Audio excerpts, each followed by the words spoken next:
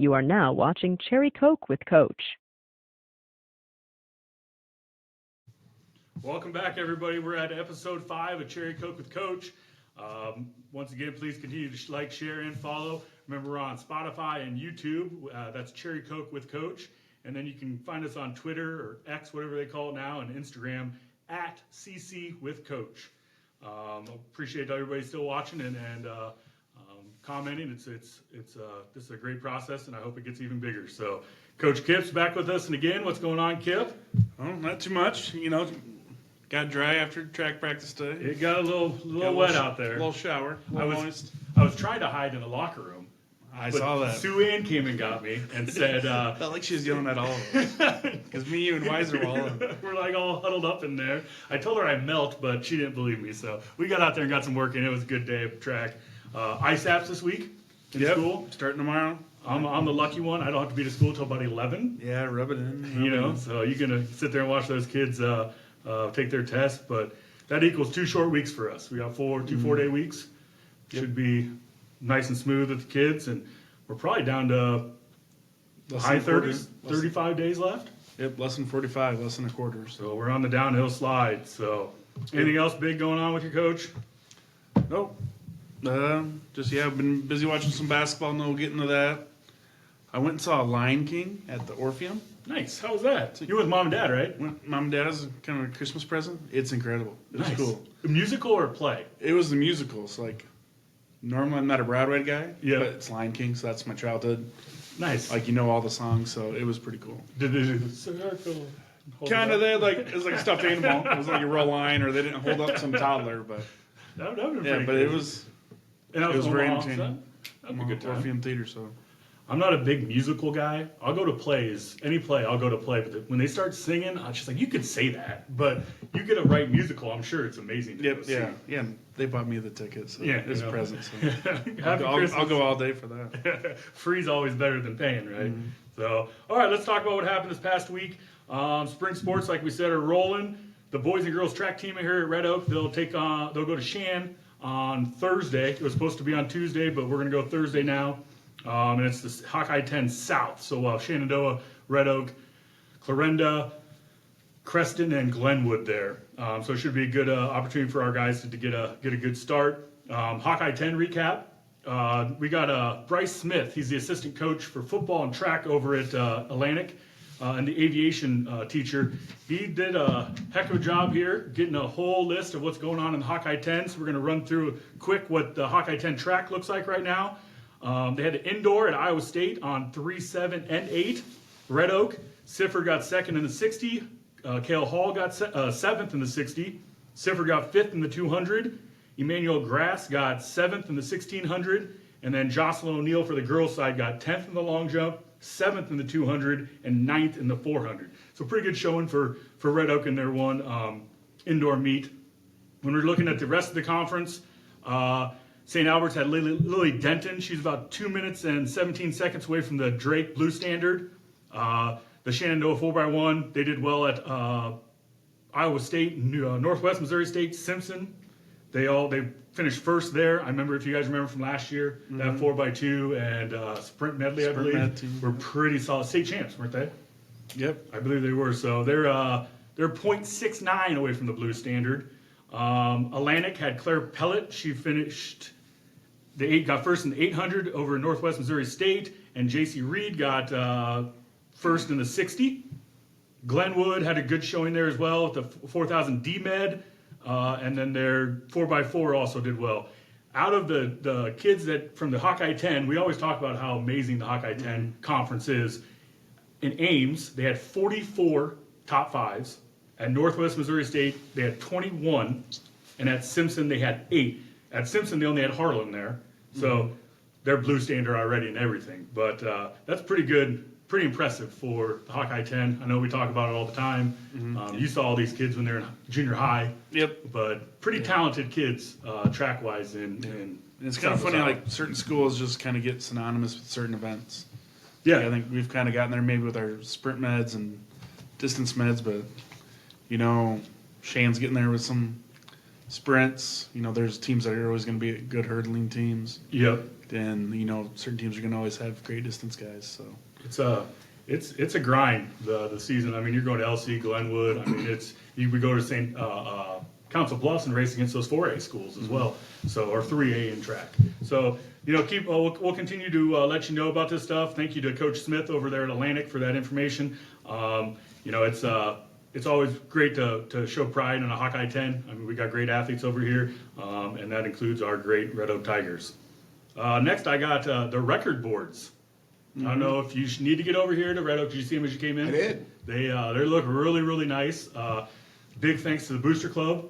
Mark Erickson. I mean, how many emails did we go back and forth to get those things made? And then Carter Bruce. They look beautiful. CR Graphics. CR Graphics, did those for us. And I think they look amazing out there. And you're talking about the boards in the hallway between the gyms that have all the records. Correct. For track and field or other sports. Every single sport now has a record board. I don't think they're all up yet, but they'll be up here shortly.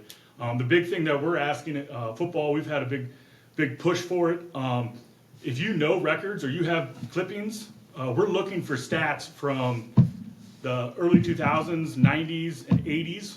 We really need a big push for those stats. So if you have stats that you can provide for us, we haven't had any luck with the Red Oak Express, or they've misplaced them. We don't have the boards anymore, the old ones. So any information you can provide for us would be a great help, and that goes for all sports. So get into the school, check out those boards. Make sure you thank the Booster Club and CR Graphics for the great job they did on those. Because what's up there is what we have. Yeah. We want to honor the right people. I've spent 3 years, the last 3 years, just going. I went to the library every day for a month and went through every single yearbook all the way back to 1913 just to get coaches, scores, and now I'm going through the Red Oak Express on the computer trying to get all that stuff. So, it's a lot of work, and we're trying to get it right for everyone. We want to recognize the history of Red Oak, all sports. So whatever help you can provide us, that would be great. Big news. I'm not a big other than sports guy, but we're going to jump out of sports for just a second. Did anybody see Apple is being sued by the DOJ, Department of Justice, and 16 states in an antitrust lawsuit? They're saying that. So I'm an Android guy. Team Android here too. You're Android. Android. So if we text somebody, they get that green bubble. Well, Apple's been telling everybody that's Android's fault. That's their fault. No, Apple put something in their algorithm to make that happen. So our videos we send them are blurry and pixelated for a reason. So Apple's doing all this stuff to block out Android and then blaming it on them. So this will be interesting. I mean, Apple kind of monopolizing the market in a way is what they're trying to do. So you mean I need to get rid of my flip phone and upgrade? Yeah, I had a flip phone until I moved here, and then I had to upgrade. But You guys don't even remember bag phones. First, it used to be a bag phone. You know what a bag phone oh is? yeah, you carry it with you. I remember car phones. Yes. And then my first one was like plugged it this in. big and had an antenna that goes up to here, and I remember rotary phones too. Okay. I agree with you. So that'll be something I think people should pay attention to. I think 90% of Red Oak is probably iPhones. All the kids got them. So big lawsuit happening. We'll see what shakes out there. Next thing I got on the docket for what happened is let's get on the NCAA tournament. First, we're gonna introduce our guest so he can hop in on this NCAA tournament talk. This is one of the first people I met when I got to town. One of the voices of Red Oak football, basketball, baseball. What else have you guys called? Anything and everything? Pretty much. We need to get you out to the bowling alley. Now that'll be a ride. But wonderful, wonderful person and great advocate for the city of Red Oak. So we brought in Matt Davis today to talk some basketball and Red Oak and all the above. I'm honored here. You guys are like Mike and Mike. You're kind of like that show, man. I mean, that was we got Kip and Nordine here, so.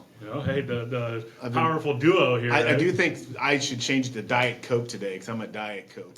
That's fine. That's fine. And I still haven't learned that I should probably provide cherry Coke for Yeah, you people that should. show up. But You should. I'm Potential sponsor for you. I think about too much and it just doesn't come out right. So NCAA tournament, rolling along. Any the three things I wrote down for things that were crazy that I thought we could talk about was the missed call in the KU game.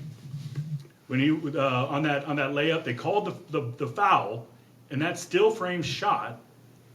It doesn't look like he's touching hand or anything. Did they go to review? I don't think they did. Was it non-reviewable or something? It was a foul late in the game, but they said it was a foul. And that was You can't overturn a foul call from a review call. No. So Out of bounds possession, things like that. yep. So they got the 2 free throws and they pretty much iced the game, and were able to pull it out. So that's. I don't think any other bad calls have happened in the tournament, and I don't know if you'd consider that a bad call, a missed call. Well, what I think officiating, if you make a general statement, they have allowed much more physicality than I thought they would. I'd Because absolutely some agree. of these games are just very physical compared. You don't know if you get a tight whistle. We'll see if that continues as they get into Sweet 16, because now you're in Sweet 16 and you've got the higher echelon teams. A lot of the teams weren't so good, so we'll see if the quality of the refereeing changes because the quality of play will change. But for Iowa State, for example, they play a rugged physical game, so that'll be interesting. So Do you prefer to see that let them play a little more, or try and control it at the beginning and then see what happens what shakes out after that? Well, yeah. I think it's a product of how your team is. I think like the variety of it. There are some teams that are up and run and gun. There are some teams that are, rugged physical. I say that because college basketball, you've got a lot of variety and style to play. Where in the NBA, everything's run and gun now. There's no defense. There's no need to watch an NBA game until the last 5 minutes of the game. It's all isolation, Right. I mean, So I think the variety is good in college basketball, but it creates just like Iowa State's going to have a tremendous contrast clash with Illinois. Illinois is a high octane offense. Oh, yeah. Iowa State's a high octane defense. Something's got to give. That makes for good basketball watching to see those styles clash. yeah, and get it out. Yeah, and then you got teams that probably don't play much. I was saying Illinois, probably I haven't heard them play very I often. feel like the officiating, you just want it to be consistent. Yeah. As long as it's consistent, or Yeah, if you're going to let them play, let them both sides play. But then there gets to a point where people take it over the line and start banging a little too much, and then you lose the game. The refs lose the game. Something bad happens, a fight or something like that. Oakland. What do we think about Oakland? was it Jack Golke? Yeah, Just 10, coming out. 10 threes. Because you always like one name that kind of gets famous, and that's kind of the one early with That's 10 threes against Kentucky. That's the one game I missed the first day. And I should have known better because Kentucky lost to a 3 seed 2 years ago. I think you're right. And, But- they just. But when you look at the 16 teams left, the lowest seed that make the Sweet 16 is Clemson as a 6th seed. So No, it there's went, an 11. Was there 11? North seeds? Carolina State. North Carolina State. But everything else was chalk. You got the number 1 seeds through, the number 2 seeds through, and I think almost maybe one number 3 seed. But everything else other than North Carolina State is pretty up there seeds. There's not that true. I wouldn't even put North Carolina State as a Cinderella team. There's No. not that true Cinderella team that got through the Sweet 16 this year. I'd say the bracket for the most part held true for the first 2 rounds. And NC State, they just had a heck of a run. Would they win the ACC tournament? And won 5 games in 5 days. Now, Yeah. come on. So they're rolling. So Marquette's not a bad team though. So it'll be interesting to see how that game shakes out. I don't think anybody's touching UConn. They're not San Diego State. Watching them last night against Northwestern, they just controlled the game. They got the inside play, they got shooters, they can run, they share the ball well, they play defense. They're almost the complete package as a team left. I think that Iowa State Illinois game will be a decent game. I'm guessing Be a fun game to watch. Iowa State will be only a couple point favorite in the game, so it'll probably be a tight game throughout. Yeah, I think that game will come down to whether Iowa State can generate enough offense. Iowa State can't play 80 to 80 with Illinois. It's got to be a 60 to 60 some odd game, and Iowa State needs to limit Illinois and get enough offense. I don't think Iowa State will struggle offensively, just whether Iowa State can shoot the ball effectively enough. Some nights they got it, some nights they don't. They're more erratic in their shooting, but because their defense is going to be there. And I'd be very surprised if Illinois gets their average of offense. I just don't think that's going to happen. I like the way Lipsy gets down the paint. He's almost that football mentality where he's just going for it and reckless abandon. But I like the way he controls the game for a sophomore, or is he a junior? Sophomore. I mean, for me, it's a new mayor. Yeah, not yet. What about Harrison Barnes? How about Freddie Hoiberg, Harrison Barnes, or Doug McDermott? I mean, there's a lot of great that team. athletes That coming team with Doug and Harrison and Abu. I mean, they were something else. A lot of great. So if you would predict that East region, who's going to be in the Elite Eight? I would have to go UConn and Illinois. I think Illinois' offense is going to be too much for Iowa State. I might be an Iowa State hater because Coach Plank, Spencer would like the Illinois pick, but I think I'd have to ride with Iowa State and UConn. That's why I got UConn, Iowa State in that Elite Eight, and then it'll be deja vu all over again because I think the last time, I'm not sure, I think the last time Khalid Al-Amin. they got beat by UConn either in Elite Eight or Sweet 16, and then UConn went on and won the national championship. That is correct. That was 10, 12, 13 years ago. Yeah, it was Khalid Al-Amin was the point guard for UConn at that time. Was Ray? It was, I can't remember who Iowa State, I don't know if that was a Stacy team or a Hoiberg team, but that's deja vu all over again because they played. It's going to be right there, 2012. They lost to him in the.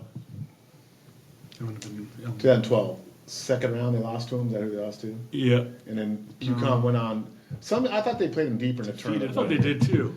Somewhere here it is on 2014. See, they played them out there as a set. Oh yeah, right there. They played them. But anyway, I got UConn and Iowa State in that Elite Eight game in Boston at the Garden. No, and that's going to be a home game for the UConn. And Iowa State deserves that because they had nothing but home games the last month and a half. I mean, Hilton South and Hilton West. Yeah. And I liked how Omaha, because you had Drake, you had South Dakota State, and you had Iowa State all right there. I mean, it was going to be great crowds no matter what. Next one, we got the West Division. North Carolina, Alabama, Clemson, Arizona. Anybody got any? My buddy Alex would hate me if I didn't pick the Tar Heels. But I think the Tar Heels, gosh, if they play well, they're a heck of a good team. But then they have their one of every 5 games, they just don't show up. Same with Arizona. I mean, Clemson looked really well against Baylor the other night. We were able to run the floor well. They got those 2 bigs. The PJ Hall, he's a pretty good power guy down low. If I were going to pick, I'd pick North Carolina, Arizona. I think I'd go 1-2 in that. I got Arizona in my bracket, so I need to root for them and going to root for them. And then North Carolina, they're kind of semi-proven with Hubert Davis. It's not, they got Roy Williams. They got Dean Smith. They don't have the coach that's maybe been through the trials and tribulations of the tournament. But the Armando Bakken, he's a heck of a player, so he's got some size, and they got shooters. So and Alabama's just going to want to run. So yeah, I think UNC, they're okay with that. And, yeah, I feel lame just going chalk, but they're 1-2 for a reason. So yeah, and Arizona, it's tough because Arizona. I mean, how many games have you seen Arizona play this year? West, you don't ever get to see the West Coast. They play at 11 o'clock at night. I'm sure Matt's in bed by 7, so he probably doesn't ever see the Iowa State games. I was sitting and watched Iowa State women last night. That was a mistake. I should have gone to bed early. It was my nap time. But North Carolina Alabama game is an interesting matchup because you got Mark Sears against R.J. Davis at the point guard slot. I don't know if you saw the Alabama Grand Canyon game. That was the most helter-skelter, up-and-down game. Alabama, to me, didn't show the discipline necessary. Again, it's a whole nother level of basketball this weekend. They're not going to get away playing that way against North Carolina, so I got North Carolina going on. Then I got Clemson upsetting Arizona. I think that's going to set up an ACC Elite Eight there between Clemson and North Carolina for the winner going on. Arizona has got Caleb Love there, which would be interesting if Arizona beats Clemson. Caleb Love would get out there, and if North Carolina won, that sets up Caleb Love against his own team. So there's a lot of dynamics there in that West bracket. Yeah. Arizona, I mean, those 2 post players for Clemson, I was impressed with. That's the first time I ever saw them play, was last night, and I was pretty impressed with those 2 guys. The South Division, Houston, Duke, North Carolina State, and Marquette. Houston, Duke, I can't pick Duke. I mean, I don't care if they're the best team in the nation. I will not pick Duke. I'm a North Carolina fan. You can't pick both. You got to be one or the other. So, Houston, I think after they laid the egg against Iowa State, they're kind of getting back into their old ways, and they could make a good run out of it. I think that might be the easiest bracket over there in that South. But I don't think Duke has what it takes to run with Houston. And then NC State, I'm going to ride that horse. I think they can take out Marquette. Marquette's kind of that small name. They're kind of like Gonzaga. They find a way to lose when it matters. But I'm going to go Houston, North Carolina State in those two.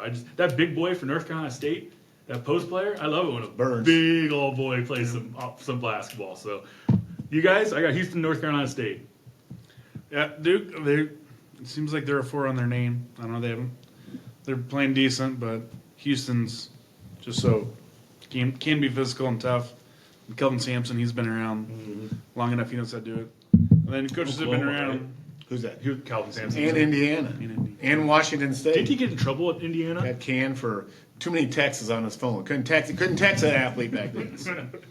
Yep. And then Marquette, they got Shaka Smart, and he knows his way around the tournament. So I'll be rooting for Marquette, but the big guy. I'm kind of with you, like just the story, the 11th seed going on that run. Yep. It'll be tough, but my money that I'm betting on it, I'll be rooting for Marquette, but I'd be happy to see NC State win and have the double digit going in. So Did you see Shaka Smart the other day? The ball was coming down their side, right by their bench, and he's running around, shaking his arms, ran on the other side, like. All those coaches do. Bruce Pearl, they know. I mean, those guys are all going to have heart attacks on the sideline. Kim Mulkey. Yeah. I've got Marquette and gone back and forth on Houston, Duke. I mean, I saw Houston playing Kansas City when I was down there for the Big 12, and Roberts is a little bit injured. Jamal Shed is the key to that team. He was impressive. And it's a narrow edge for Houston because when Iowa State beat them in Ames earlier, Shed got 2 quick fouls, was out for most of half, and that changed the whole dynamic of the game. I think I'm going to go with Duke. I'm going to go with the Duke-Marquette matchup in that Elite Eight.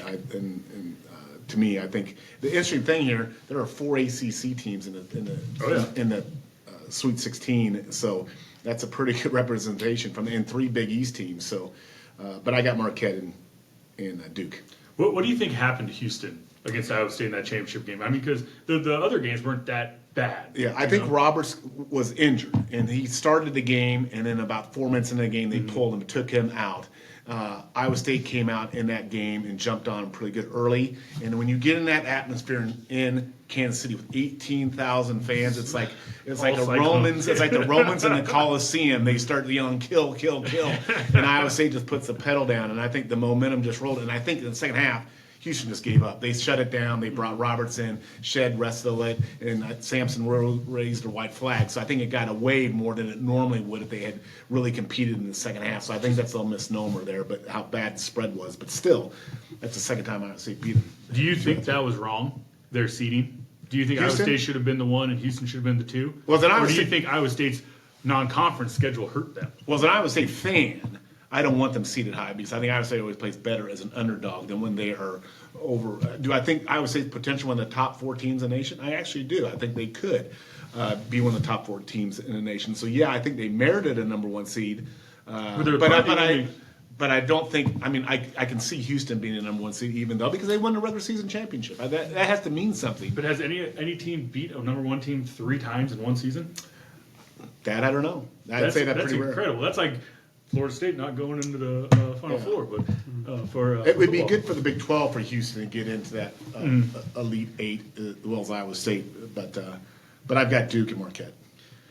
Well, we'll get down to the last one in Midwest, down in Detroit. I'm going to go with Purdue's I'm pick Purdue to win it all. I love the big guys. I think I think their team is equal to UConn. They kind of got the same shooters. They got the big guys. Purdue actually has 2 more than the one, the Klingon over at UConn. But Purdue's my team. I hate picking them against Gonzaga because every year I think I pick Gonzaga going to the Final Four or winning it because I'm like, this is their year. But after that Jalen Suggs year, I'm like, I'm done picking them. And then Creighton, Tennessee. I like Tennessee. I like how they play. But with Creighton right in our backyard, and with Doug McDermott, it's his dad. Greg McDermott. Yeah. You should know. Was he the coach at UNI when you were there? Nope, he was just left. Okay. So I was right there when Jacobson came in. So I'm gonna go Purdue and Creighton. Yeah, Purdue, they're gonna be so tough. It'll be interesting to see if they have the blue bloods and the recruits lined up after Edie leaves to maintain it. But as long as he's still there, I know Gonzaga might have a little bit of a post to hang with him. But I see Purdue coming out, And then Tennessee's got is it Dalton Connect? Pretty like Yeah. maybe the he was SEC player of the year. Yep. So he's a good player. Yeah, but Creighton, I'll be rooting for them, so I'll take them. I think Kalkbrenner, he's got a little bit of size. That'd be an interesting matchup with Edie. So. And the Creighton's they're one of those teams that kind of find a way to screw it up when it matters too. And that way I can say I didn't go straight chalk. I picked 4 1s, 3 2s, and a 1 3. I've got Creighton beating Tennessee, and I've got Gonzaga upsetting Purdue. And I'll tell you why, because I think Purdue is a team that's playing with a lot of pressure on their shoulders. It's a team that went out in the first round last year. They've gotten in the Sweet 16 here. They kind of had a home court advantage for the first in Indianapolis, like Iowa State did. Now they're going to get in Detroit. It's going to still be more Purdue fans and Gonzaga fans there. But I've got Gonzaga. They kind of are playing with house money this year because no one had them very rated. But they've gone to Sweet 16 like 9 consecutive years. This program is used to being there.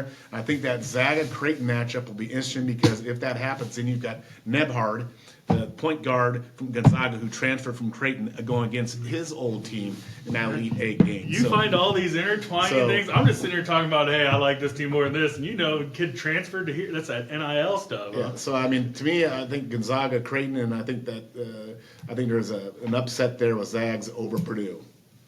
Hey, so Zags have a kid named is it Iki or something like that. I can't think of the kid's name, but he's a good low post player offensively, and they've got a couple tall kids that you've got to give fouls to Edie. And I like I say, Mark Few is one of the best coaches in the country. So and they're proven they've been national champs. So I'm going Zags there, an upset. Well, you heard it here first. I think those are all winners right there that I picked. Who you got overall winning it all? I got Purdue. Purdue, I think I just like the way they play. And like Kip said, I think this is, if they don't do it this year, I don't know if they don't have the guys on the bench to do it next year. They're going to have to bring in recruits.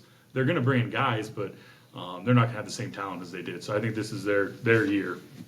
Yeah, I think filling out my bracket, it was hard to go against UConn being the number 1 overall seed. But I think right after championship week and all those 1 seeds lost, it's like I kind of there's a thing on TikTok like, oh, they need to be in this certain top 40 of this stat and top 30 of this stat, and Arizona was in all of them, so I picked Arizona. I hadn't watched a game, so I'm gonna kind of want to just selfishly ride for that to say I was kind of right. But yeah, I got UConn, Arizona, so it's gonna be hard to go against UConn. So somebody coming out of that side of the bracket. Yep. I've got UConn Marquette final, and I got UConn winning it all. I mean, UConn just seems like they're just, at this point, unstoppable. So, I mean, they just have the inside-outside game. They got the point guard play. They're deep. This kid gets in foul trouble. They got someone to bring him in. They're healthy. This Castle kid, the freshman's outstanding now. So, and I think they've got a chip on their shoulder. I think all these Big East teams have a chip on their shoulder because only 3 teams got in out of that league, and all 3 made the Sweet 16. And I think that they're playing with that chip on. That's important. That little mental edge is something. But I got They're a team to UConn. beat. I mean, Yeah, you got Rain Chance. Dan Hurley? I mean, the perfect Hurley. final game would have been Grand Canyon State in the Arizona against in Grand Canyon, Arizona in that West, but it didn't happen. Do we have another online school that could have played them? Yeah. University of Phoenix against Yeah, you can put those in there. ITT Tech. Is that what you had before? Yeah, did you have Marquette, UConn? I had UConn going all the way, and I think I had. Who did I have? I think I had Marquette, or did I take Houston? One of those two. I took some. I did not take Purdue. I know that. So, but I always wind up last in my pool. KCSI pool, I'm always in the last. Allie West You always beats me. always overthinking it. Allie Watch has never watched a college basketball game. She wins the pool every year, and I wind up in last. For the girls, Must help her. For the girls, we'll just mention Iowa State lost last night, so they are out. Lost to Stanford in overtime, 87-81. Audie Crooks, 40. She shot over 90% in that first game. Just a power down there. And last night, Emily Ryan had 36 points of losing cause, but Efren, the girl from Stanford, had 41 points. Woo. 2 remarkable games out there. Iowa State played, and one they won and one they lost last night. And the only question I got for Iowa, are they going to beat LSU this year? Well, as we're taping this, they're playing tonight. Yes, they're playing right now. West Virginia home. But boy, wouldn't that be a nice little matchup? It's a shame that the committee put them in the same region. Yes. They're not meeting the Final Four, but still, if they meet up here, which would be if LSU wins their next game and if Iowa wins tonight and wins their next game, then they match up, I think, in the regional final. It'd still be a good game. But boy, that might be, if that happens, that women's basketball game will be the all-time viewed women's basketball game, if not one of the maybe top basketball games of all time. Absolutely. With viewership. If LSU, with all that's swirling with Mulkey and Reese and Yeah, we kind of see what that story comes out. I mean, that will beyond comprehend. That will probably rival the Bird Magic championship game back in '81. I would agree. And now you're having an Elite Eight. Personally, I think LSU's got too many horses. Iowa's got good players, but I mean, it's Caitlin Clark show, and in that kind of stage, she's going to try and do what she does. I just think that LSU has too much. The only thing that's going to help is what you've been referring to in that chip on the shoulder. Yeah. Are they going to come in and finish it off? Where's that? Albany, New York. So I think LSU will get them again, but let's hope the Hawkeyes can keep playing. Yeah, I think getting them away from Carver, as crazy as it seems, might help. There's a lot of pressure for them to kind of dominate at home. Get away to Albany, where it's, even though in 1 seed they can say, hey, everyone's thinking LSU is going to pick us. They can get a underdog mentality, even as a 1 seed going against a 4. And there's going to be more Caitlin Clark fans in that stadium than LSU or Iowa fans. Yep. So, Well, I'll make one thing. I will throw just a little thing on Caitlin Clark here. And you saw some of the things with her and her coach about her antics with the referees. You get away with that at Carver Arena. Now, when you go to Albany and you play, remember last year she had the technical in that LSU game. Yep. Referees referee different in those Sweet 16 games. So it's a whole different environment once you get off the campus on those first 2 round games and you go to those neutral sites and play. yeah, I love how her dad was telling her to shut up. Stop. That's something my dad and mom still do to me. So, but yeah, I think that's all the big news we got. We had the new rule change in football. No hip pull down or whatever they call it. You can't pull down by the hip, drag them down. They're just continuing to change football. I don't know how they're going to get away with calling that as a penalty because that's just a tackle from behind. But yeah, that's something we'll get into in the future. I haven't really gotten too much depth with it, but we'll talk about it later. Semi-Iowa news, Darian DeVries, Drake coach. Oh, yep. You're going to West He's Virginia. going to West Virginia, probably taking his son, who's Missouri Valley Yeah. Conference Player of the Year. So. And I seen today 3 kids from Drake already hit the portal today. Oh, yeah. Enright and Wright and Overton. So you go from Missouri Valley Conference state champ to 1 week later, you're looking for a coach and you're looking for It players. was like West Washington State, where they lose their whole 2 deep, transferred, or graduated. One of the rumors for that Drake job is Ben McCollum, the Northwest Missouri State coach. Oh, nice. He's been rumored He's actually. been running the show He's down been there. rumored for the Missouri State job as well. I think that would be a great fit for Ben McCollum to be the head coach at Drake. I think that Missouri Valley fit would be great for him. We'll see if that happens. There's a lot of good candidates that they're speculating on that, but I think Drake will get a good coach. But that's a tough gig to follow. 6 years of Darren DeVries. Where did he come from before? He was assistant at Creighton under Creighton, McDermott. okay. Yeah, but Played at UNI. He's an AP guy. Yep, AP. Yeah, his son played at Waukee. He played with Omaha Blue and that Yep. Waukee when they were just loaded. And it'd be, I believe, was Sanford. Jared's brother. And It's Jared DeVries' brother. Yep, yeah. So that's a interesting, powerful family there in AP probably. So, well, that's all the big news we got from the last week. Let's get into talking with Mr. Davis here. First thing I had was growing up in Red Oak. I've been here for 3 years. Kip, 10? 7. 7? So Year we're 7. We're pushing it up there. What was it like growing up here in Red Oak? Have you always lived here? Like high school, you were here the whole time? yeah, born here, raised here, and then went to school at Iowa State, and then my work career took me out of state, and then as I retired, I moved back. So I have like a 25, 30-year gap there where I wasn't in Red Oak. But yeah, back when I grew up, way before you guys were born, back in the 70s and in the early 80s in Red Oak. I was born in the early 80s, so There you you can start go. talking about me then. but for people my age, and it's true a lot of the towns, Red Oak wasn't unique, but Red Oak had an elementary system in town, where we had the 5 elementary schools: Webster, Bancroft, Jefferson, Inman was a new school back then, in Washington. And you went to those schools in your neighborhood. So I walked to school like all my other friends. We'd walk to school every day, walk back from school, because the elementary school was right there in our neighborhood. And it was a different world when you didn't have a phone, and the world was smaller in that sense. So we pretty much stayed in our neighborhood. We played in our neighborhood. We played the school and in our blocks and around our homes in the neighborhood. If we went on our bikes to the South Hill part of town, it was like a whole nother world. We didn't even, I mean, South Hill was like a whole nother world. Or if we went down to Bancroft or off to Inman, which was at that time kind of the edge of Red Oak back then. But the interesting dynamic just growing up is, again, you didn't know every kid in town. You didn't know every kid in town until you got to 7th grade which is like the old junior high building in town. And Is that big? They're turning into apartments. Yeah. Okay. But that literally, I remember, like anybody might will tell you, the first day of 7th grade, you got your locker mate and you met all these new kids that you didn't know. And they were all in the same town. And that's just how the world has changed now. Oh, yeah. Because it was such a small world in that sense that, your world was small in that regard, but it was a big deal to go to junior high. It was like a melting pot. And it was interesting because when I was a kid, all these 5 elementary schools, Jefferson School, I don't know if you guys knew this, was designated the farm school.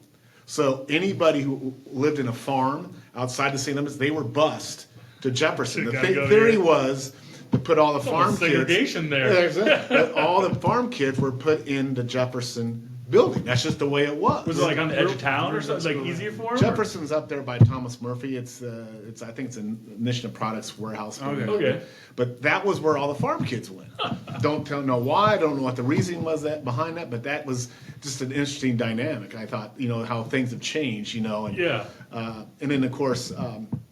The Washington School, which is now the Child Care Center, was a different looking building back then. They had a big, almost like a courthouse building now that's brick, and they had it was a 3-story school, and they had this huge tube outside the edge, fire exit, which was the fire exit. So when they had the fire exit, the kids would go to sliding down the tube outside of Washington School. So it was a different era growing up. And my high school had that, and it was still accessible. Like we could go down it. Yeah, we would. I mean, it was fun. But everyone says their era was the best growing up. But I mean, looking back on it, it was just a neat environment to be able to walk to school every day. You could hear if you're late, you heard the bell as you're walking, and it was just a different era of school. And then, of course, the junior high and getting into high school. High school, of course, has been renovated in the last 3 years. It was still a newer building. It was built in. The old renovation was done in 71 or something like that. But it was really a great place to grow up in, and still is a great place to grow up in. It's just in a different dynamic, different world now. It really is. Red Oak is a wonderful town, and I was excited to see that, be able to, see all the great growth in Red Oak that's occurred over the last couple of years. How much more of the population was it then, since you had 5 elementary? We're almost, I think, just over 7,000. So it's not a crazy amount more. No. Because we're about, 4 or 5 now? Probably 5, I would guess. Right around there. So yeah, not a crazy amount more. So you're probably solidly 3A back. Well, 3A, 2A. We were Glenwood was small. See, when we played, Glenwood was just a small little bedroom community. Yeah, and they were really good in wrestling, but that's the only team we could beat in football every year. I mean, we beat Glenwood in football every year, but they were very small. Lewis Central was kind of still it was still a smaller school, even there were Council Bluffs. Interestingly enough, when I was in elementary school, we played Harlan non-conference in football. They were a non-conference team, and then Was that the Hawkeye 8? Hawkeye 6 or something like that, yeah. But then ultimately Harlan, of course, came into the Hawkeye 8. But going back to that small thing, we didn't know the kid. Now all these kids know everybody in every town. They play all this. There was none of that. Mm-hmm. You didn't know these kids from another town until you met them on the court of competition. Whether it was in a football field. I mean, you didn't have much news on them. Maybe you could see something in Omaha World Herald about it, but it was just different. A different context of it. There was no interaction between that with that. The big thing was the kid was for us to go to Stanton to play in Stanton baseball day because Stanton had a grass infield on their turf. I mean, that was a big deal to go to Stanton and play Stanton. But baseball. You guys had one of the best baseball fields here, didn't you? We didn't have grass though. We didn't have the grass we infield. We had the dirt infield. We had an old wraparound wooden structure around it. Because that thing's been there forever, hasn't it? The field has been there. Okay. Been there since 1900s. In fact, Red Oak, had way back in the 1910s had a minor league baseball team. I think they were called the Red Oak Blue Indians or something. They were like a professional D-level league, but they've been playing baseball over almost 100 years in that, or some sort of in that location, Legion Park. Yeah, That's pretty as cool. well as Chautauqua Park too. But it was Red Oak's just a really good place, and you're right. I am an advocate for Red Oak, and I think it's one of the best places you could be living and grow up in. Still is. I like it. I always tell Jamie that I wish I'd grown up in an area like this, because you guys got those factories and stuff that are abandoned at this point, but we didn't have stuff like that to go scavenger around. I don't know what you want to say, how you want to call it, but we had the co-op, but we didn't have big buildings in town where it was like, man, that's cool as a kid to be able to kind of go in there and see stuff. And then you guys had like Kmart and stuff. We didn't have that. I mean, we were on the interstate, so we had I-35 travel, but we didn't have cool things like that. Yeah, and the world's changed because now all those box stores and stuff have moved into bigger cities, and Red Oak's evolving and changing as time goes on to it. But I the one thing about Red Oak, and this probably I know we're going to talk about the Hawkeye 10 here, but one of the advantages I think Red Oak has is its geographic location. We're right in the middle of everything in Southwest Iowa. We got all our, from a competition standpoint, we've got all our towns around us, and we're a very good centralized location for that. And that, to me, kind of speaks to Red Oak having some advantages in that with facilities and other things that are going on, talking about that, drawing from these other regions. Because a lot of people don't want to go to Council Bluffs and Omaha to compete for clubs and leagues, and they'd rather not have to do that. Yeah. They'd rather keep those youth sports and other things out here in the rural area. But Red Oak really is kind of a hub. And Red Oak and Shin and Clarinda, I'm trying to see, and Atlantic, I think really, I guess I don't even know with Creston, I think Red Oak, Shin, Clarinda, Atlantic are the only remaining original still Hawkeye teams that had started originally. Okay. My understanding, I don't think Creston was. I'm pretty sure obviously Glenwood Lewis Central weren't, Harlan wasn't. So I think it was Dennison wasn't. No, I think they came in early 90s. Yeah. Maybe. I'm assuming Kemper was the last team to come in. Right. St. Albert's. St. Albert's. Okay. But things change, things move. You see the massive change going on in college sports. High school is not really too much different in that. Yes, it's for different reasons and different purposes, but change happens. Towns change, conference change, towns change over time, and That's what I always say. Stanton. I mean, sooner or later they're going to have to combine. well, I mean, don't tell Stanton that. I know. because I've very heard proud that from the people. get-go. But it'd be better for everybody, and it's just I think it's in Central Iowa. The smaller towns are dying, and they're making community schools. And out here, it just seems like it would be the next best option. But there's a lot of pride, and they want to be their own school still. That's fine. But I mean, there could be huge benefits to them joining with us. Well, I think all towns are dying to a certain degree in rural America. Yes, I mean, yeah, there's different yeah. levels. I mean, Red Oak is not as big as it used to be. It's shrinking. I mean, but the point is consolidation. I go back to Harlan. You mentioned about Harlan. Well, I think what Harlan did so well back in the 70s, and I don't know if they did intentionally or just the way it happened, but they consolidated all those little towns around them, and they came under the banner of Harlan way before much of that was happening. And I think that set them up for decades of not just sports success, but community success. They really would. I don't know if that was just by happen chance, whatever, but they really consolidated that, and maybe it made sense in that area to do that at that time. But you can see where that's positioned them. Here they are 30, 40 years later and still positioned very well. School champions. Yeah. I mean, But and then you look at towns like Underwood and Trainer. Now these are tremendously successful athletic programs. Why is that? From the city. Geographically, they get new families coming in, bedroom communities, those sorts of things. They're in the right area at the right time growing that. So there's a lot of dynamics that change towns and cities and what have you evolving. And when we look at the Hawkeye 8 to what is it now? Hawkeye 12, I guess. 11, 10 with 11. 10 plus 1. Yeah. But there's a lot of advantages for Red Oak being in the Hawkeye 10, and there's some challenges to being in the Hawkeye 10. Don't you? You know this. You guys coaches. You see this as coaches. Well, I mean, I had something about the Hawkeye 10. We might as well just jump right into that because I think that's going to be our biggest topic. To me, I love the Hawkeye 10. I think we don't have to play in it for football, but bowling-wise, track, there's amazing competition. But it is very different. The school sizes are, it's extraordinary how different the school sizes are. When I came out here and I saw who was in the conference, I'm like, why is Harlan in this conference? Why is LC in this conference? Because it doesn't really make sense, but it makes sense geographically because of where we're at. So, I mean, that's my opinion on it. Matt had I loved the idea, we had talked about it before, about a big school, small school option, or a mega conference. That's something I thought about, like, why don't we add Trainer and Underwood and make this huge conference over here in Southwest Iowa? But I just got, what's your guys' opinion on the Hawkeye 10? Where do you guys stand with it? Coach, you want to start? Yeah, I give a little perspective. You played in it too. Yeah, I played in it growing up in Denison, so that, I mean, we were a bigger school. I mean, I didn't do basketball, and I just threw in track. But yeah, the competition always set you up. You know, you were battle tested going into sports. I know we feel that. Who did now. Denison play before the Hawkeye 10? What were they in? That's a great question. Played Storm Lake and those guys? Would they have been the Hoyak? No, Raccoon River. Maybe with. Yeah. I don't know if they would go that far if they went north. They joined early 90s, and I was born in 89, so that's all I I wonder if remember. Creston and Winterset and those guys had a conference. Well, where was Harlan before? I don't know. I think that- they were a much yeah. smaller school just until they consolidated. So that might be Harlan, somewhere. Kemper, Carroll, could probably all We were all bumped maybe go up north together. to like, well, Cherokee used to be a bigger, Storm Oh, Lake, yeah.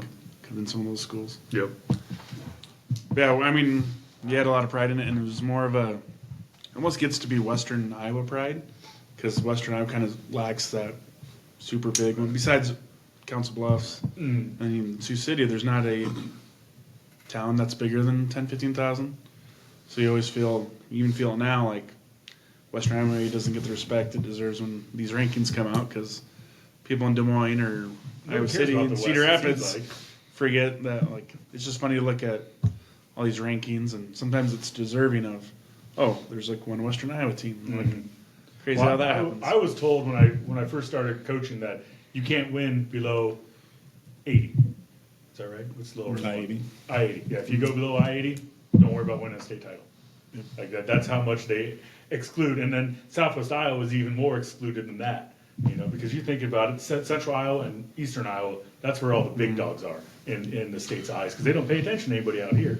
But the Hawkeye 10, back up so we don't get too far off. But it's the best. It's the toughest conference in the state. Yep. Yeah, like being a baseball coach a couple years ago, we were like 9-17, and we were going to go play Tri-Center in districts. It was like 17-9, but we had played Harlan, Lewis Central, all these tough teams. We were pretty battle tested, and we knew / thought we were better than what our record was. We knew we had played competition, where not to slight the WIC too much, but we knew Tri-Center had maybe kind of beat up on some lesser teams. So we got the higher seed, even though they had a much better record. So we know you can't base a Hawkeye 10 team off their record, because you know that conference has the respect. So like any team, granted, and seems like we get to see Clarendon and Shan a lot, and location-wise in postseason play. But Is that something hard you see for baseball, like getting that mindset into the kids? Like, don't take this loss the wrong way. Like, we're playing LC, they're on their number 4 pitcher, we're trying to pitch a JV guy. Like, is that a tough mindset for you to teach those kids? Or we've kind of determined, like, we want to be the best 2-way team. Like, 2 ways how we get to state, 2 ways who we have to compete with in the postseason. So we're trying to be the best 2-way team in the conference, best 2-way team in the area. We want to be playing those postseason games at home, so like that's our goal. We're trying to win the conference, but Yeah. we know that's obviously an uphill there's the battle. writing on the wall. Like, Yep. if you win the conference, you're going to have pitching, Yep. first of all. And going against 4A schools that have 6 guys that just pitch. Yeah, and and you're struggling to find 3 that can, Yep. can And we have get out. 6 3-sport athletes on the field, and they have 8 2-sport athletes. Yeah. So And then one dude named Caden Anderson over Glenwood. yeah, Nebraska or they guy. they got a dude or 3. Coach, what about you? Well, yeah, I mean, everything you guys said, I mean, when you look at the Hawkeye 10, there's pros and cons, right? I mean, it raises your level of competitiveness. It makes you exceed higher if you're from a Red Oak perspective or a Shenandoah Corona perspective. You're playing up, you know, and we have seen that with a lot of teams. You may not win the conference, but, you know, does 10 conference championships equal 1 state qualification? Because I look at the boys team that made state 2 years ago, 3 years ago. I mean, they were good record. I mean, 70-10, but they got there, and when they beat Van Meter and Sub-State, when they beat Trainer, they were playing Harlans and Lewis Centrals and Glenwoods, and those teams were just as, if maybe less than those teams. So it was helped them in that regard. But then it also is very difficult, like you said, on a typical year when you go play a Lewis Central and you get beat 86-40, and you're playing their offensive line and their middle linebacker and these guys, and you see that over and over and over, it is very tough to compete consistently on a basis. So when I look at the Hawkeye 10, I'm with you in the sense that I think they need to expand. To me, I just look at this, and I would go into 2 divisions. To me, I would entertain to bring in Trainer and Underwood, because I think those are 2 towns that are growing. They're actually going to probably go up in classifications in years. And I would go in and get Carroll, because you got Kemper there, but I would get Carroll High School. But really what you could do, and what we're really talking about here is not football, because football does a good job in the state of Iowa reviewing that. And we're really not talking, I know I'd be careful to say the non-team sports, but I understand track and tennis and golf and even wrestling are, yes, team sports, but those are really meet-based. In bowling, they're really more meet-based sports where you go have a meet, and then it is head-to-head competition in a one-on-one team match. Yeah. So you're looking at baseball, softball, volleyball, basketball. From a conference perspective, really matters, because that's how you set your schedule. But even from a track or meet perspective, if you divided the Hawkeye 10 into, let's say, a one division where you had most of your 2A schools, Red Oak, Shin, Corinda, maybe an Atlantic, throw the St. Albert's in there, bring a Trainer in, maybe put a Carroll in there. And then you had the other side of the Hawkeye 10 where you had Lewis Central, Harlans, Glenwoods, Denison, Creston, maybe a Kemper or an Underwood in one of those. You'd have kind of a different division. So you give the more 2A teams a more realistic path to get a conference, at least a conference South Division or West Division, or a conference championship versus these 3A, 4A schools. I think that's relevant, because I think one thing that's difficult, I mean, and I give tremendous credit to Coach Montgomery and the volleyball program, that's the one program Red Oak has consistently proved themselves against high-level competition over the years. To be able to compete at the highest level against conference championship, but otherwise it's been Red Oak's had its moments, but and that's not unlike Shenandoah, Crenda, that it's very difficult to have sustained success because you are really playing that from a conference perspective, that is picking up wins. So it is a challenge when you get, I think, when you get beat 84-46 by 3A, 4A Lewis Central, and then next day you got to go play 2A Corinda, who's really your competitor you're competing against. Yeah. I mean, you see that a lot in baseball and softball and basketball. But, I mean, there's no solution to this. But what I don't think should happen is I don't think Red Oak needs to go the other direction. I don't think Red Oak, this narrative of going to Western Iowa Conference, I don't think. In fact, I think if anything, the 4 original schools, Red Oak and I think Atlantic, Red Oak, Shin, Corinna, they're the hub. I mean, this is, if anybody should have a, what's the word I'm looking for? Say? Grandfather in rights into the league. It ought to be those. It ought to be those schools. But in my opinion too, I think Lewis Centrals and Glenwood. I mean, it's certainly in football. Again, throwing football out as an outlier.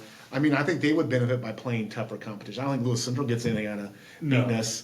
93 to. I mean, occasionally you'll get at St. Albert's, like the St. Albert's girls team was phenomenal this year. You get those exceptions every here and there, but.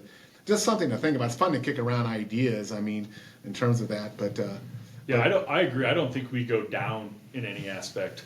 I think that would hurt us more than anything. Just go beat up on some, even if it was the corner conference. Not saying that their talent level is less than us, but we're going down a level of conference. And I wouldn't consider Western Iowa going down. I mean, you got Trainer, Underwood, you got Riverside, AHSTW. And there's some good programs in the other ones, but just sheer number wise. Especially the corner would not be a good option. But the WIC, I could see the WIC, but I don't want to lose the opportunity to play those other teams. Yeah. And I'm looking at bowling too, because bowling, we get to play against those Lewis Centrals, not Glenwood or Atlantic. But St. Albert's is a perennial power. St. Albert's, I mean, the Hawkeye 10 is probably the toughest bowling conference. I mean, every year they just ring them out. Yeah. Good thing is they're all graduating. We're bringing everybody back, and we got a new kid coming in, so we're going to be all right.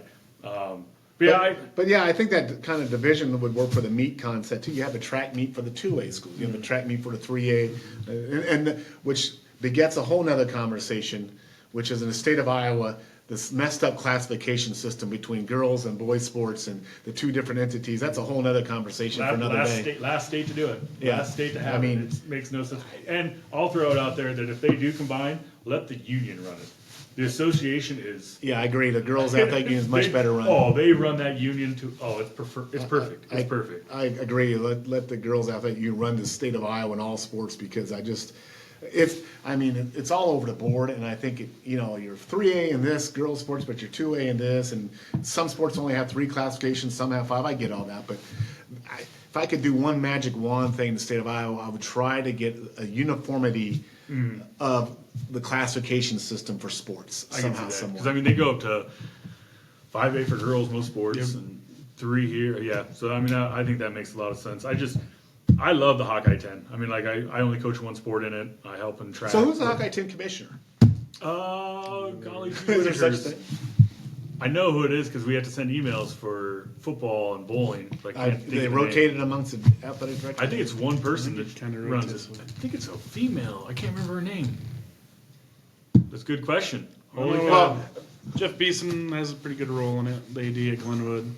Derek Fink, AD at Well, I say that has a because pretty good role in scheduling. each school has their own perspectives and views, and I don't know what Mark Harrison's perspective is on it. Mark does a phenomenal job for Red Oak, but his view might be different than what the Denison's AD's view Yep. on matters and things. And It'd be interesting to see them all, the ADs get down and talk and Yeah. just hash it out and see what it is. Because I'm assuming if we did kind of a big school, small school, we did that in the Hawkeye or in the Heart of Iowa Conference back when I played. We had 16 teams. They split 8 and 8, so it was like Colonesco, West Marshall in the smaller schools, Gilbert, Roland Story. We had Pleasantville, Colfax, Mingo, but we Ogden. So we split them up and we play.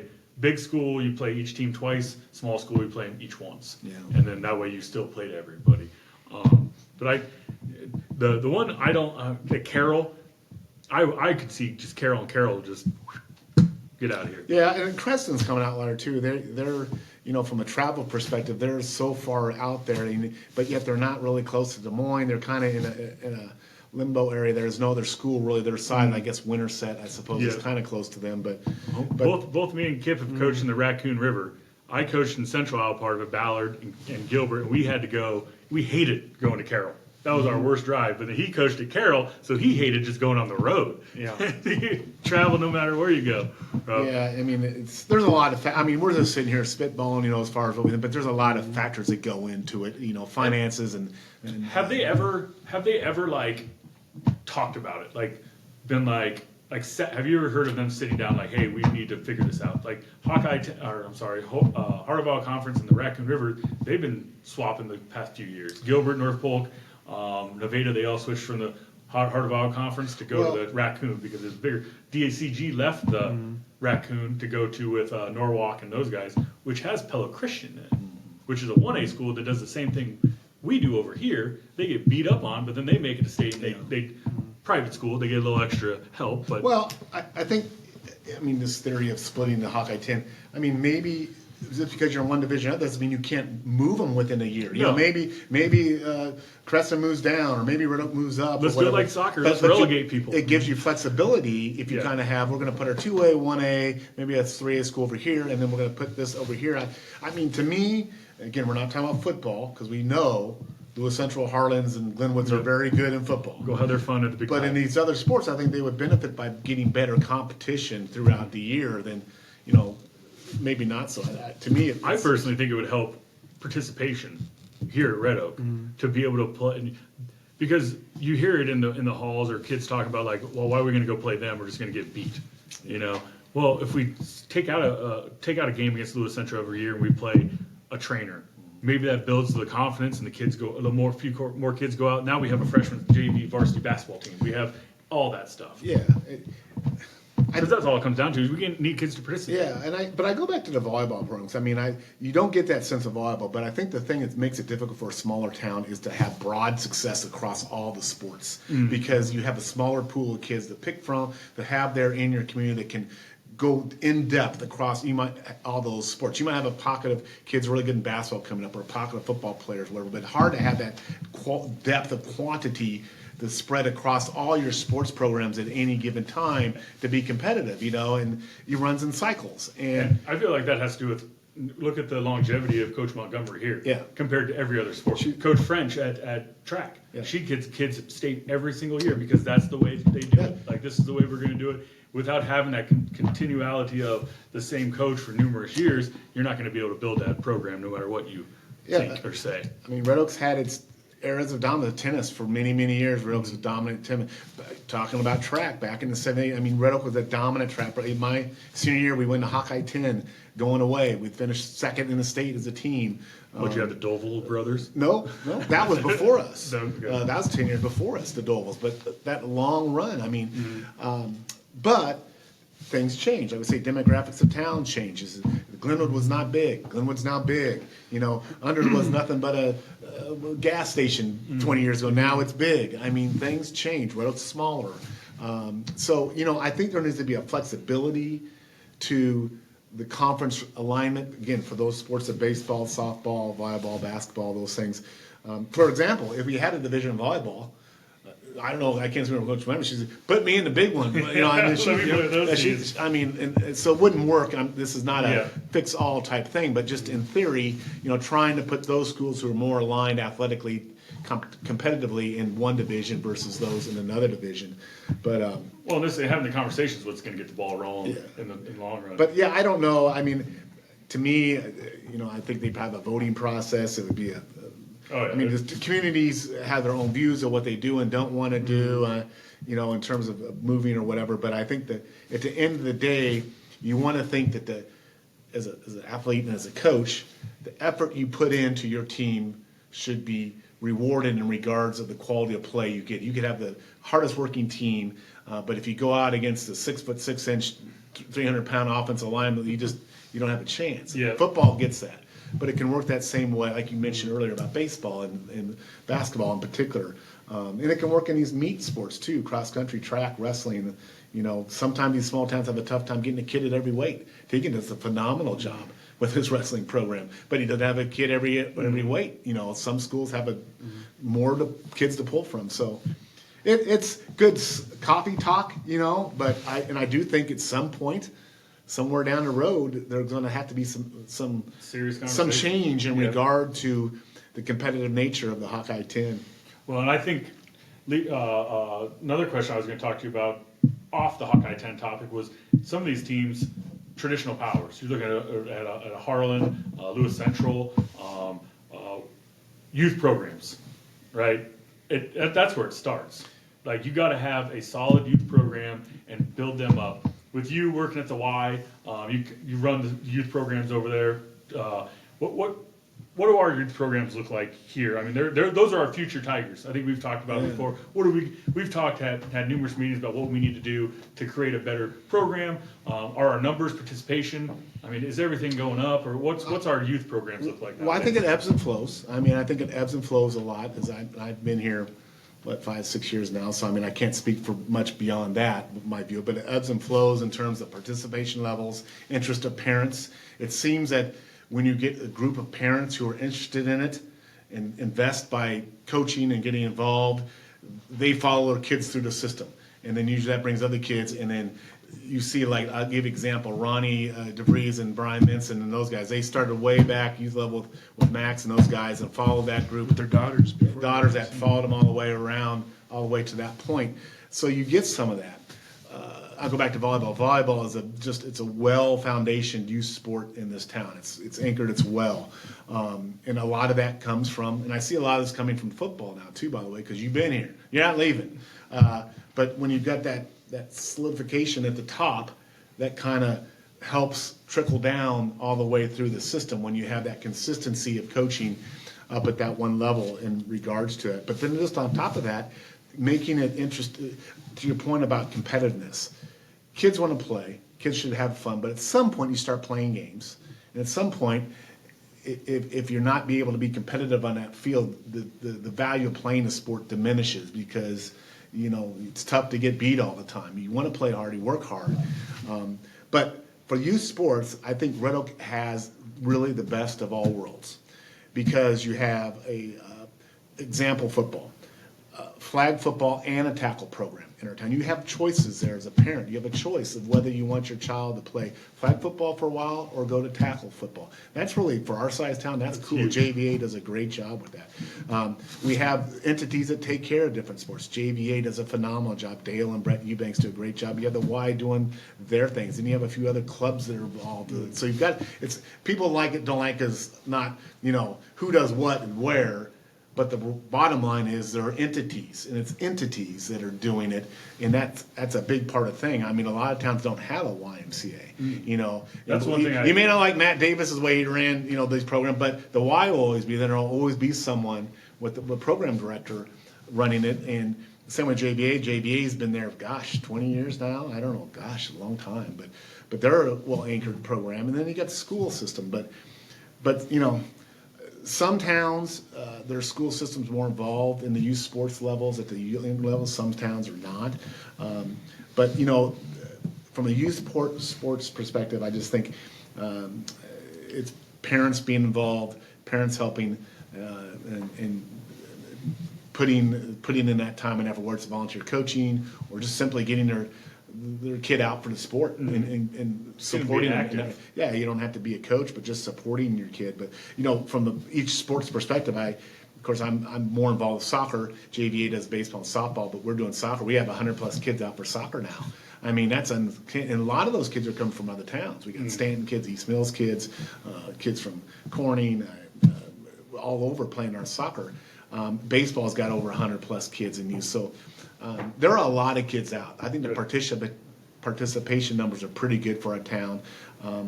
But youth sports change. It's evolved. It's changed over time. I think it's the days of when I was a kid and you go in your neighborhood, stayed in your neighborhood, and you played sandlot baseball, and it was a big deal to go play Washington in a pickup game with no adults around. You get 80 of your buddies and say, With- come on, with we're no going over adults to around. Washington. To where now, kids don't even know how to play a structured game. When they come in the Y, for example, they'll put their headphones on and shoot hoops. Oh, yeah. They don't, we have an open gym on Wednesday nights, but kids don't really get and organize and play 3-on-3 and 5. That's all we did. We played at the cage. Pickup games and our own structure. So it's a different world now where kids play structured youth games where we played unstructured pickup games, and there's good and bad in that. And so the programs have to be there, facilities have to be there. If we had a YMCA when I was a kid, we had to break in the old junior high on a cold winter night, and it was 30 degrees in there to shoot hoops in a dimly lit gym. But Well, that's how I got my nickname, playing pickup games between our houses. The guys that live next door to me, I was in elementary school, they're in high school, and we played tackle football, and I ran headfirst into a brick wall, hopped right back up and kept playing, so they just called me Brickhead from then on out. So, But yeah, it's the thing about youth sports is whatever the sport it is, and that's the final thing to say about Red Oak is there's a lot of different choices of sports. We have a swim team at the YMCA. We have soccer. We have the basketball, the softball, the flag football, the tackle football. Suan's got a track club going. We got bowling. We got golf. We got tennis. And you can play a lot of those sports indoors. Red Oak, this weekend in Red Oak, for example, at the YMCA, we hosted the Valley West Des Moines tennis program. They came down Friday night for a team bonding thing, stayed overnight in Red Oak, hotel, meals, and all that, and had their boys or the girls tennis team play and practice in our YMCA facility on a Friday and Saturday. And we see that a lot because they came to our facility because we have one of the best tennis facilities. yeah. But we have wonderful indoor facilities in our town, and so you can play all these sports. You have all these choices as a parent that you could get your kid involved with, and I think that's just a luxury to have in a town our size to be offering all those sports. It's huge. When I came to town, I was like, holy cow, they have a Y. Yeah. I only thought of Ys like in Des Moines. We had a Boys and Girls Club in Des Moines, or in Ames that I went to all the time. There's no YMCA in Ames. You got one here in Atlantic and Red Oak. Came from Denison. We were Does Dennis have a Y? we were No, always they don't. bigger. No, why? And I say it for me as a football coach, it's a blessing and a curse at the same time, because a blessing that a town like this has the opportunity to have a Y, But the curse is, I want my football players lifting together. Yeah.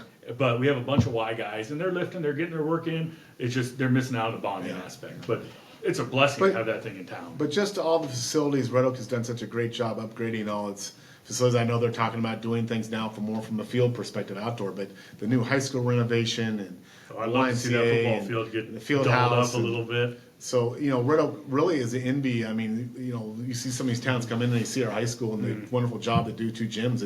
It's a point of pride I think, for our community. And good sized gyms. I mean, even the black gym's it's a good sized Yep. gym. You mentioned tackle and flag. I think everybody knows my opinion on it. I've shared it that I'm an advocate for flag at a younger level. I think you get to 7th grade, maybe 6th grade, get some kind of tackle going. But I'm a big because they're not done growing. You just watch a 3rd, 4th, 5th grader running around with a helmet on. It looks like one of those bobbleheads. But I'm not going to say don't play tackle football at a young age, but I feel that flag is something that you can teach kids the game.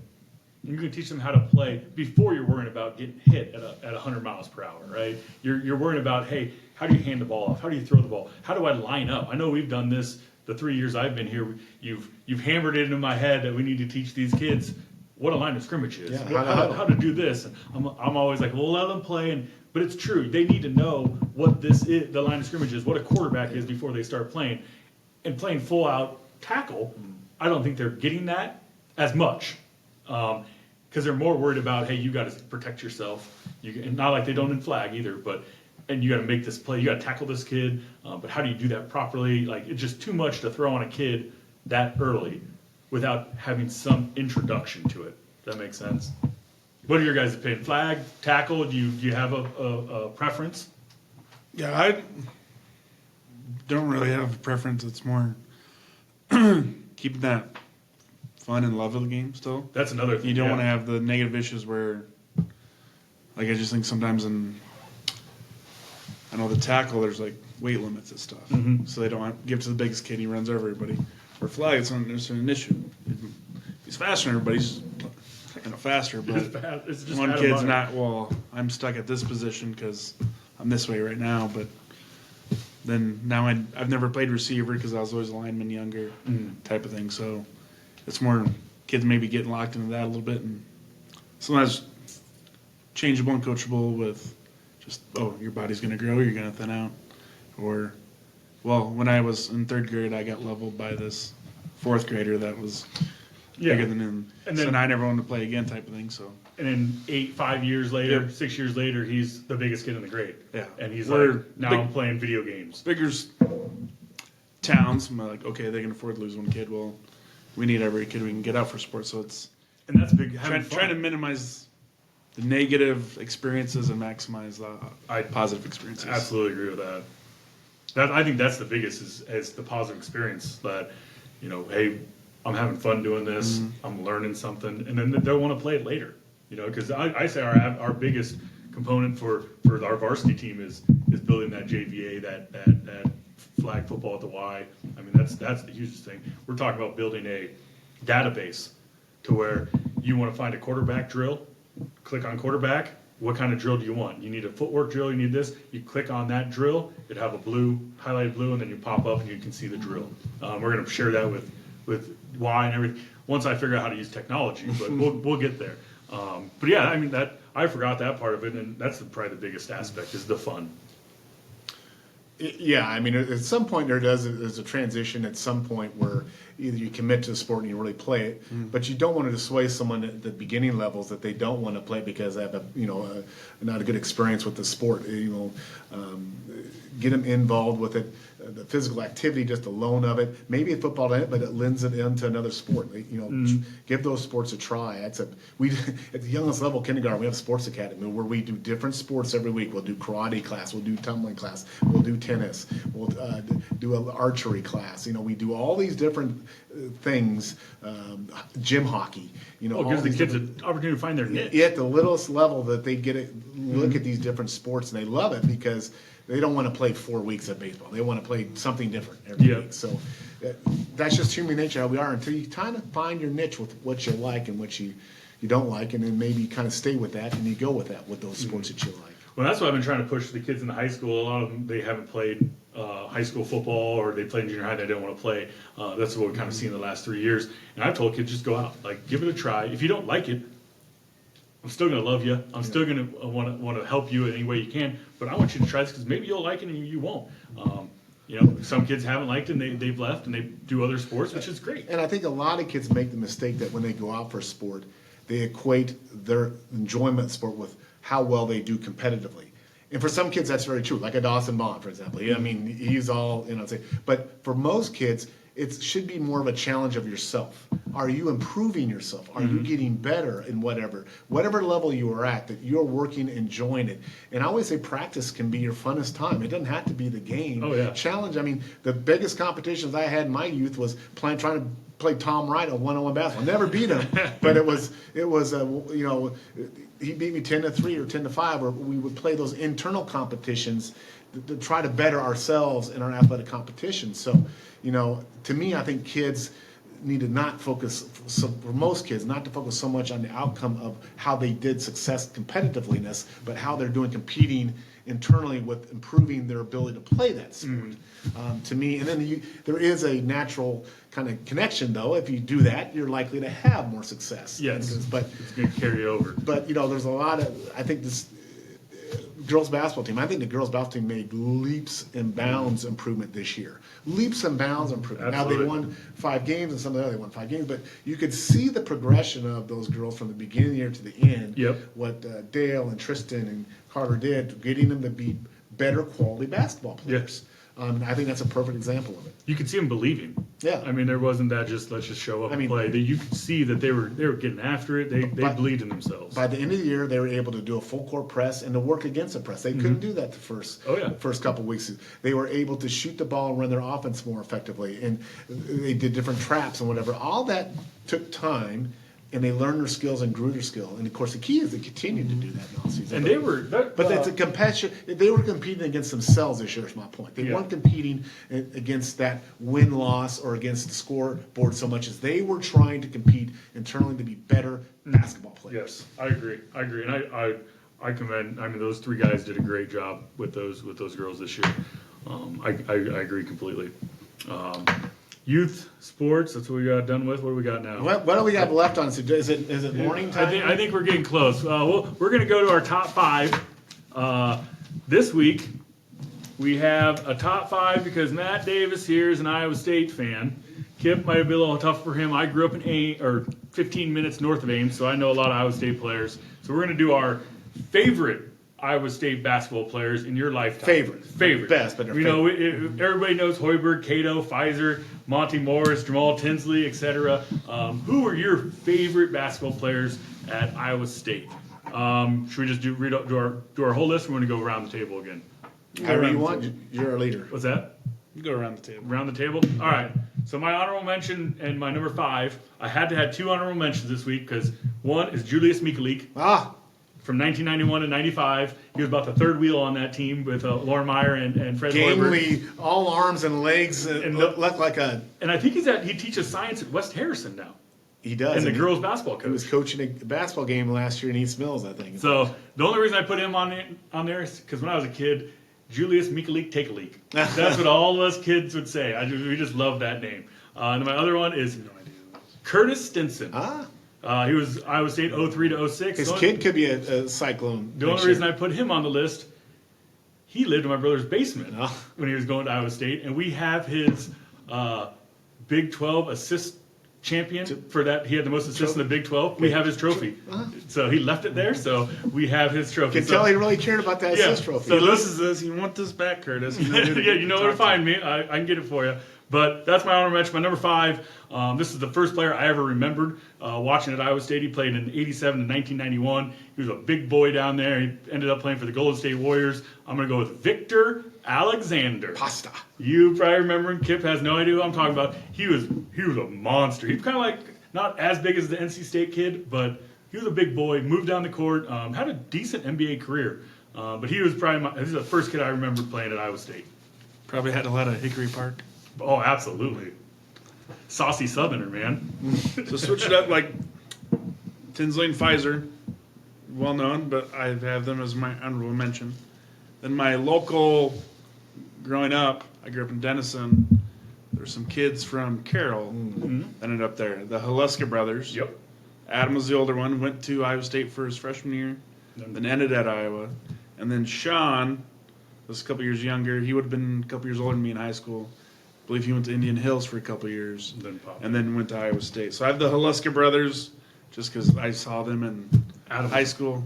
Adam was a dog. He was Track. Long. yeah, he got third by himself at state track. Yeah. He won the high jump in every event he was in, so he yeah. got 40 points and got third. But yeah, so just kind of the local flavor. I know of them. I have relatives that knew them, so yeah, they're with the best. But this is favorite, not the best. So Marcus Pfizer used to work for a car dealership, TD Cars, in Story City, and you'd see him driving around town on this moped. And it was one of those pug mopeds that had the pedals too, and that thing he'd have his knees locked, his elbows be combined too. It was hilarious to watch him cruising around town. Didn't wear the goggles while he cruised though. Yep. But going to my number 5, he's relatively last 5 years, just because he tried to dunk every time he got in the lane. Deontay Burton. It's like if he got the ball and he was within 10 feet, he was going to go down, cock it back, and try to slam. So I have Deontay Burton. Nice. Couldn't tell you what years he played. I know it was in the last 5 or 6. Yeah. But I got him down as my number 5. So number 5, boy, let's see. I'm going to go back. Of course, I went to school in the 80s, just when Hilton Coliseum started. Of course, Probably remember Gary Thompson, don't you? yeah. I don't know if you know the connection. My dad and Johnny Orr were roommates together. Really? In college together. And I remember when Coach Orr was at Michigan, and he called my dad in the office. So my dad said one time, asking him, "Hey, this guy from Iowa State called me about the Iowa State job. Should I take it?" And my dad said, "No, don't take it. It's a terrible job." But he said they're offering a lot more money. So he took the job at Iowa State. He actually came down and spoke at our senior banquet. Nice. Around high school banquet. Johnny was the man. But he left Michigan not so much for money, but because he lost out on a very important recruit, in about 1979-80 that had committed to Michigan and decommitted, and he took a lot of flack from the Michigan alumni. That recruit was named Irvin Magic Johnson and went to cross-state Michigan State. So he was kind of getting out of town because people weren't happy because, of course, Magic Johnson goes on and wins a national title. So Iowa State seemed like a great place to go at that time. And, of course, the whole thing with Hilton Magic. So I go back to the early 80s with my players, and one of the best players, maybe one of the most important players that he got in early to get the program rolling was a guy named Barry Stevens. Oh, yeah. Barry Stevens had one of the smoothest strokes of shooting you could ever see, especially from that corner pocket.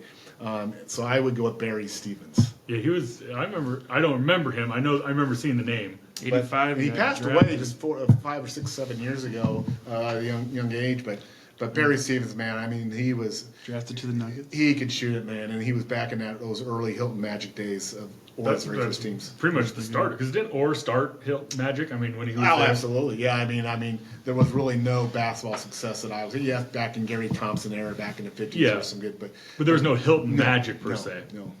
No. Well, my next one, just a straight up athlete. This was about my time. He played from 96 to 2000.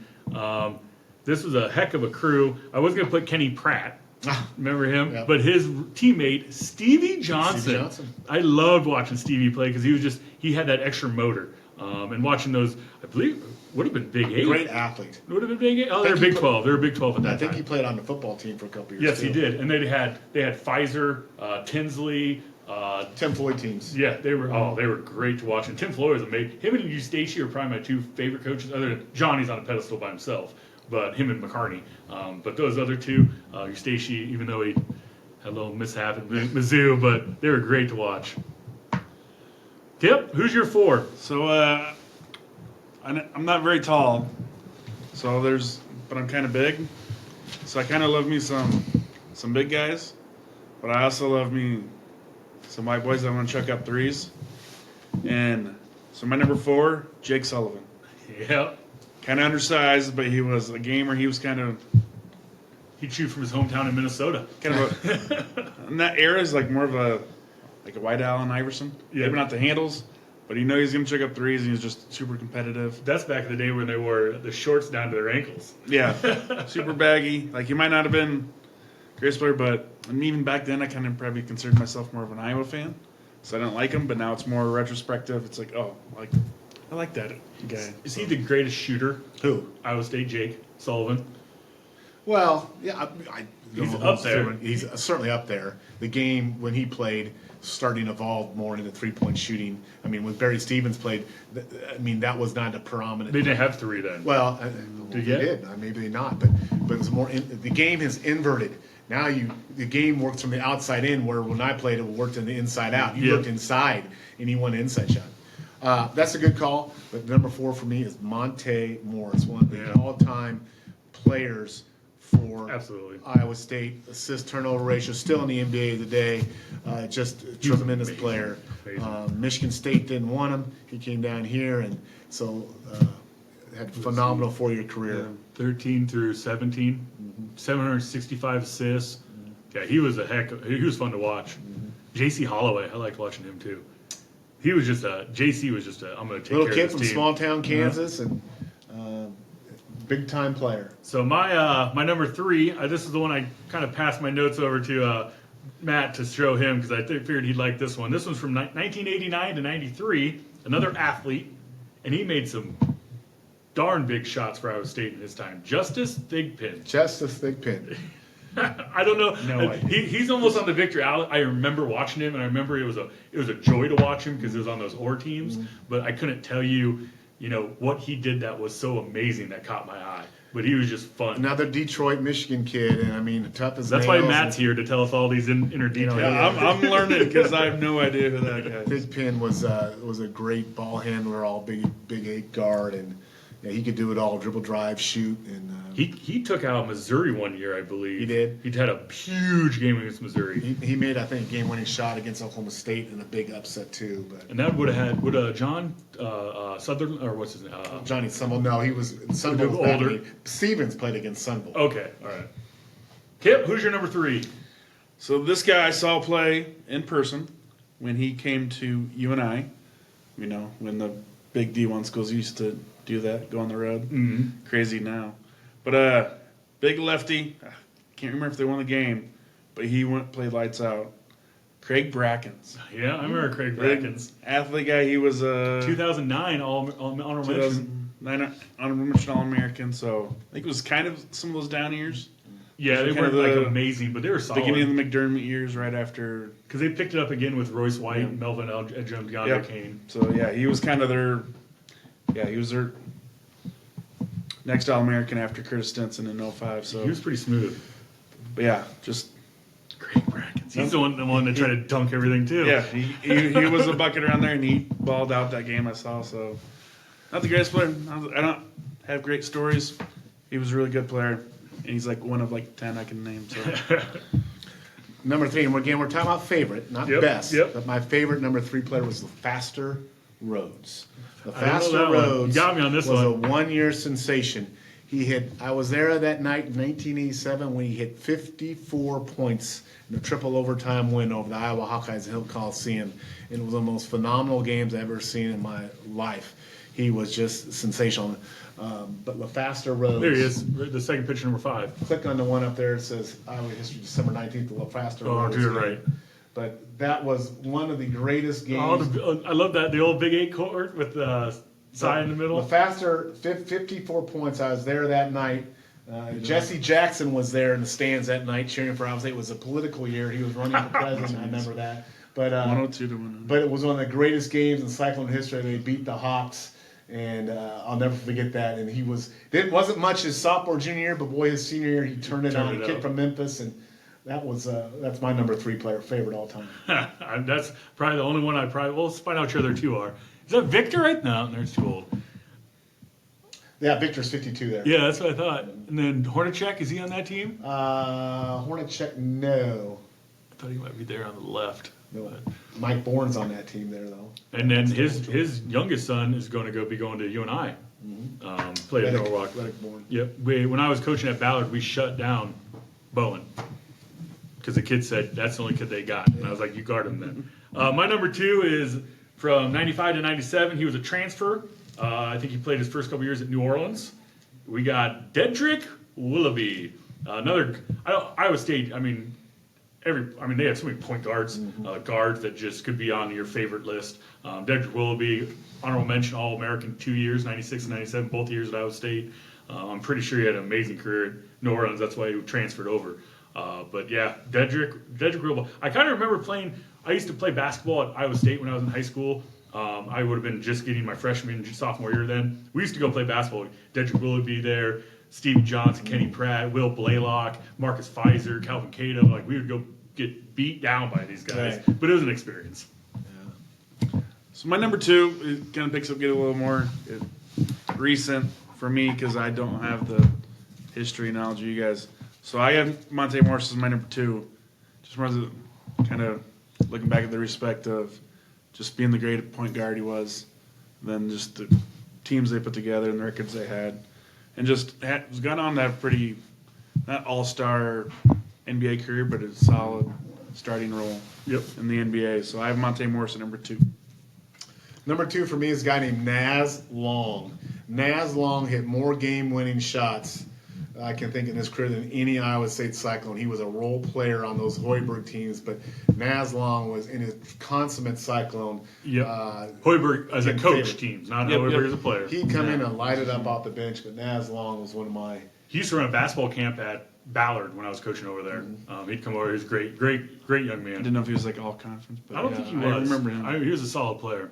All right, our number 1s. I won't have to talk much about this one. He played from 2000 2004. I went with Jake Sullivan. He's my favorite player in Iowa State. I'm a big Allen Iverson fan, and I mean, you made that comparison earlier, and I mean, it's true. And Jake just shoots the lights out.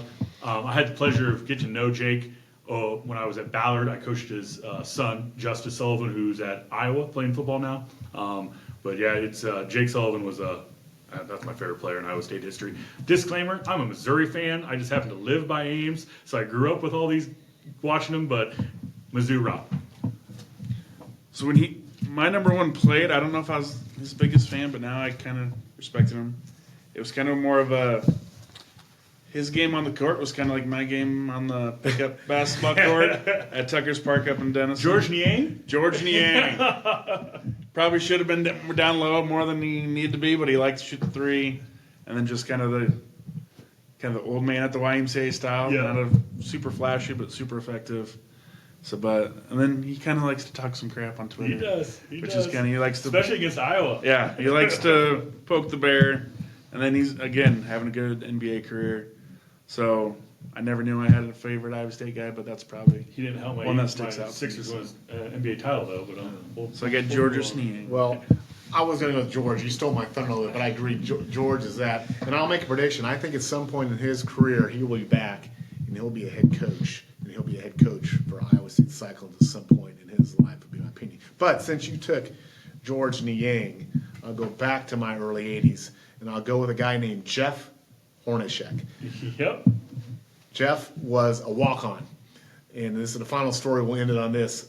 Again, this is the era I was there. And of course, my dad knew Coach Orr, and he was nice enough to invite me to a tryout, walk-on tryout. I had no business being there. I was the 7th best player on my high school team, let alone. But I go to the Beyer Hall to do this tryout. We're milling around there. This is the story. We'll end it on the podcast. So we're milling around all these people, and these wannabe walk-ons, and I'm trying to look like I know what I'm doing. And this one kid takes the basketball and throws it off the backboard, takes a couple steps, and jams it home. And I go, are you here to try out for walk-ons? He goes, yeah, I am. And where are you? Well, I'm from LaGrange, Illinois. My name is Jeff Hornacek. I said, you're a walk-on? And he goes, yeah. Well, it was a done deal. He was going to be the walk-on candidate. There was no competition that day. So my story is I got beat out by my walk-on tryout. I got beat by an NBA all-time legend, Jeff Hornacek. Is he a Hall of Famer? Not yet, probably. But he was on those Utah Jazz teams with Stockton and Malone. And they were amazing. But Jeff was just a tremendous consummate player, heady, smart, wasn't fast, despite the jumping, he wasn't a big leaper, but man, he could play. And he'd probably put him on top number 1. He'd probably have a ring if they didn't play in the Michael Jordan era. I agree. Absolutely would. But we're going to end, like Matt said, I'm taking up half their night, so we're going to end there. Matt, appreciate you coming in and hanging out with us.